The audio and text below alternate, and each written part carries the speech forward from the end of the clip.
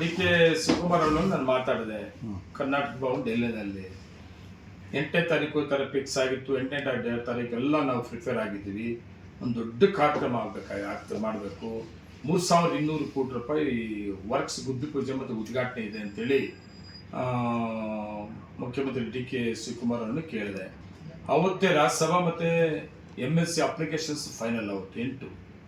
ಅದರಿಂದ 8ನೇ ತಾರೀಕು ಬೇಡ, 8ನೇ ತಾರೀಕು ಬಿಟ್ಟು ನಾನು ಒಂದು ಡೇಟ್ ಕೊಡ್ತೀನಿ ಅಂತ ಹೇಳಿದ್ದಾರೆ. ನನ್ನ ಪ್ರಕಾರ 8ನೇ ತಾರೀಕು ಕಾರ್ಯಕ್ರಮ ಇಲ್ಲ, ನನ್ನ ಪ್ರಕಾರ ಅಲ್ಲ. ಅವತ್ತು 8ನೇ ತಾರೀಕು ಇಲ್ಲ, ಒಂದು 5-6 ದಿವಸ ಡಿಫರೆನ್ಸ್ ಆಗ್ಬೋದು. ಒಂದು ಡೇಟ್ ಕೊಡ್ತಾರೆ.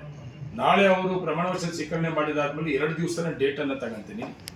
ಡೇಟ್ ತಗೊಂಡು ಒಂದು 5-6 ದಿವಸ ಡಿಫರೆನ್ಸ್ ಆಗ್ಬೋದು. ಕಾರ್ಯಕ್ರಮ ಮತ್ತು 100% ಹೊಸ ಮುಖ್ಯಮಂತ್ರಿಗಳು ಕೋಲಾರ ಮಾಲೂರು ಬರ್ತಾರೆ.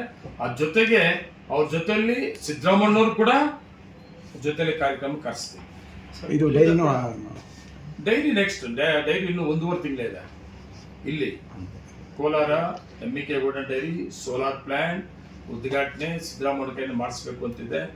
ರಾಜಕೀಯ ಬದಲಾವಣೆಗಳಿಂದ, ಮುಖ್ಯಮಂತ್ರಿ ಬದಲಾವಣೆ ಆಗಿರೋದ್ರಿಂದ ಇವತ್ತು ನಮ್ಮ ಈಗಿನ ಮುಖ್ಯಮಂತ್ರಿಗಳನ್ನ ಕರೆಸಿ ಇನ್ನು 1.5 ತಿಂಗಳಲ್ಲಿ complete MK golden dairy final ಆಗ್ತದೆ.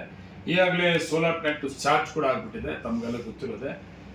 MK ಗೋಲ್ಡನ್ ಡೈರಿ ಮಾತ್ರ ಫಾಸ್ಟಾಗಿ ವರ್ಕ್ ನಡೀತದೆ. 1-1.5 ತಿಂಗಳು ಕಂಪ್ಲೀಟ್ ಆಗ್ತದೆ. 1-1.5 ತಿಂಗಳಲ್ಲಿ ಸಿದ್ದರಾಮಯ್ಯವರು ಮತ್ತು ಇನ್ನು ಸಂಬಂಧಪಟ್ಟಂಥ ಮಂತ್ರಿಗಳು ಅವರೆಲ್ಲರೂ ಕೂಡ ಬಂದು ಉದ್ಘಾಟನೆ ಮಾಡಿ.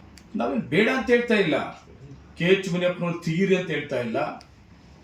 KH ಮುನಿಯಪ್ಪನವ್ರು ತೆಗೆದು ರೂಪ ಕೊಡಿ ಅಂತ ಹೇಳ್ತಾ ಇಲ್ಲ. ಆಗ ಅವರಿಬ್ಬರಿಗೂ ಬಿಟ್ಟಿದ್ದು. ನಾನು ಅದೇ ಹೇಳಿದೆ, ನಾನು ಅವ್ರು ವಿರೋಧ ಅಲ್ಲ,